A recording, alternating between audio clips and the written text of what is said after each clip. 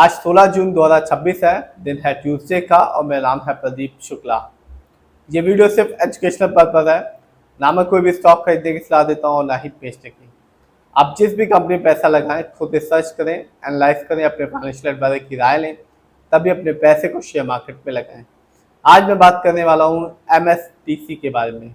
ये कंपनी कमाल का बेनिफिट दे रही है, दोनों में ही, शॉर्ट टर्म में भी और लॉन्ग टर्म में भी, और एक अच्छा खासा डिविडेंड भी दे रही है।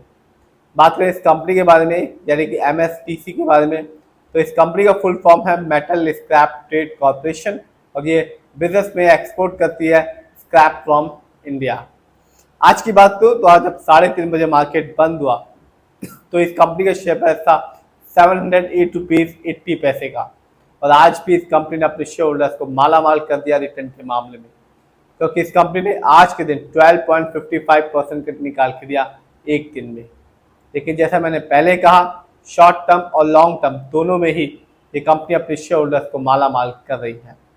सिर्फ 7 दिनों में इस कंपनी ने 39.34% का रिटर्न निकाल के दिया। यानी आज से ठीक 7 दिन पहले इस कंपनी का जो शेयर प्राइस था वो था 495 रुपीज़ का, जो आज के दिन है 708 रुपये 80 पैसे का। सिर्फ इतना ही नहीं, यदि मैं एक महीने को देखूं तो यहाँ भी इस कंपनी ने अपने शेयर होल्डर्स को 65% का रिटर्न निकाल के दिया। यानी आज से ठीक एक महीने पहले इस कंपनी के शेयर पैसा 413 रुपये का, जो आज के दिन है 708 रुपये 80 पैसे का। तो जिसने भी एक महीने पहले इस कंपनी में पैसा लगाया होगा, कंपनी ने शॉर्ट टर्म में ही एक कमाल का बेनिफिट निकाल के दिया। ये तो बात है शॉर्ट टर्म की, लेकिन मैं हमेशा कहता हूँ कि आप लॉन्ग टर्म रिटर्न देखना, तभी किसी भी कंपनी में अपना पैसा लगाना। यदि बात की जाए एक साल की, तो कंपनी ने यहाँ भी अपने शेयर होल्डर्स को निराश नहीं किया। मार्केट डाउन था, फिर भी इस कंपनी ने 34.40% का निकाल के दिया। यानी आज से ठीक एक साल पहले इस कंपनी का जो शेयर प्राइस था वो था 498 रुपीज़ का, जो आज के दिन 708 रुपये 80 पैसे का। तो जिसने एक साल पहले भी इस कंपनी में एक अच्छा खासा अमाउंट लगाया, शेयर की एक अच्छी खासी क्वांटिटी ली, उसे इस कंपनी ने एक अच्छा बेनिफिट दिया है, जबकि जो मार्केट था वो अधिकतर समय डाउन था। ये तो बात है शॉर्ट टर्म की और एक साल की। देखते हैं 5 साल को। तो 5 साल में इस कंपनी ने अपने शेयर होल्डर्स को एक अच्छा बेनिफिट दिया, 161% का निकाल के दिया 5 साल में। यानी आज से ठीक 5 साल पहले इस कंपनी का शेयर प्राइस था 278 रुपीज़ 75 पैसे का, जो आज के दिन मिल रहा है 708 रुपये 80 पैसे का। तो 5 साल पहले 300 रुपये से भी नीचे का शेयर प्राइस था, जो आज के दिन 700 रुपये के आसपास का हो गया है। 5 साल में तो इस कंपनी ने अपने शेयर होल्डर्स को अच्छा बेनिफिट दिया, शॉर्ट टर्म में भी दिया और लॉन्ग टर्म में भी। इस कंपनी रिटर्न के मामले में बिल्कुल निराश नहीं किया अपने शेयर होल्डर्स को। ये तो बात है कंपनी के रिटर्न की। देखते हैं इस कंपनी के स्टॉक के परफॉर्मेंस को। तो एक साल में इस कंपनी का जो हाईएस्ट शेयर प्राइस गया वो गया 724 रुपीज़ का, जबकि एक साल में इस कंपनी का लोएस्ट शेयर प्राइस आया 362 रुपीज़ 15 पैसे का। यदि मैं इस कंपनी कुछ इवेंट्स को देखूं तो इस साल इस कंपनी ने अपने शेयर होल्डर्स को डिविडेंड दिया, हर एक शेयर के बदले में 7 रुपये 60 पैसे का। तो जिसके बाद भी इस कंपनी के शेयर की अच्छी खासी क्वांटिटी रही होगी, उसे एक अच्छा डिविडेंड अमाउंट देखने को मिला होगा। जानते हैं इस कंपनी के फंडामेंटल्स को। जो कंपनी का मार्केट कैप है वो है 4,435 करोड़ का। ये कंपनी स्मॉल कैप की है, क्योंकि मार्केट कैप 5,000 करोड़ के नीचे का है। पीबी रेशियो 4.91 है। शेयर मार्केट में एक अच्छा पीबी रेशियो कहलाता है 1 या तो बिलो 3। इंडस्ट्री पी 110.28 है।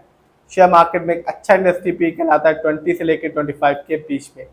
ये बताता है जो कंपनी का स्टॉक है मार्केट में कैसा परफॉर्म कर रहा है।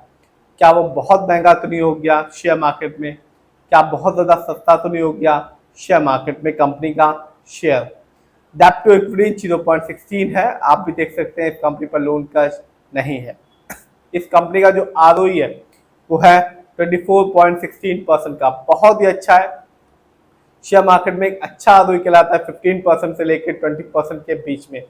और जब भी आप किसी कंपनी का फंडामेंटल देखें तो आरओई जरूर देखें, क्योंकि बताता है कंपनी कैसे आपके पैसे को इस्तेमाल कर रही है।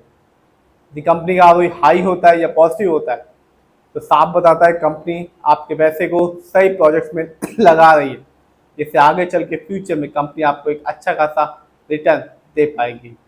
यदि कंपनी का आरओई कम होता है, नेगेटिव होता है, तो साफ बताता है कंपनी आपके पैसे को सही से यूटिलाइज नहीं कर पा रही, जिससे रिटर्न पाने जो पॉसिबिलिटीज होती है लॉन्ग टर्म में वो कम हो जाती है। इस कंपनी का ईपीएस है 31.03, कम है क्योंकि शेयर मार्केट में एक अच्छा ईपीएस कहलाता है 80 और उससे ज़्यादा का। ये बताता है कंपनी ने लास्ट 12 महीने में कितना कमाया। इस कंपनी का डिविडेंड यील्ड है 1.29%। शेयर मार्केट में एक अच्छा डिविडेंड यील्ड कहलाता है 2% से लेकर 6% के बीच में, और हाई डिविडेंड यील्ड हमेशा अच्छा माना जाता है क्योंकि ये बताता है कंपनी रेगुलर बेसिस में अपने शेयर होल्डर्स को डिविडेंड दे रही है।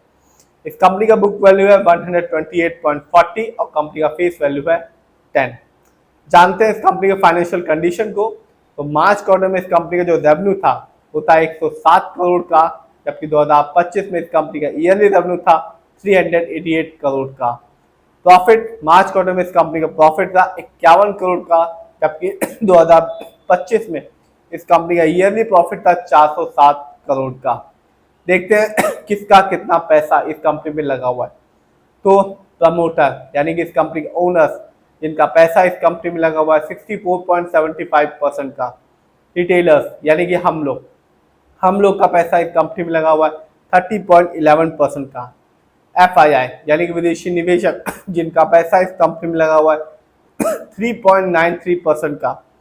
डीआईआई जिनका पैसा इस कंपनी में लगा हुआ है 1.10% का, और म्यूचुअल फंड की होल्डिंग है 0.10% की। तो आपने भी देखा कि ये कंपनी अपने शेयर होल्डर्स को रिटर्न के मामले में ना तो शॉर्ट टर्म में निराश करती है और ना ही लॉन्ग टर्म में निराश कर रही है, साथ ही साथ एक अच्छा खासा डिविडेंड भी दे रही है।